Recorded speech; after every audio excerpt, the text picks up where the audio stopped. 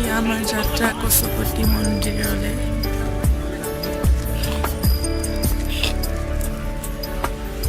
ईश गिरीश नरेश परेश महेश विलेशय भूषण भो साम्ब सदाशिव शम्भो शङ्कर शरणं मे तव चरणयुगम्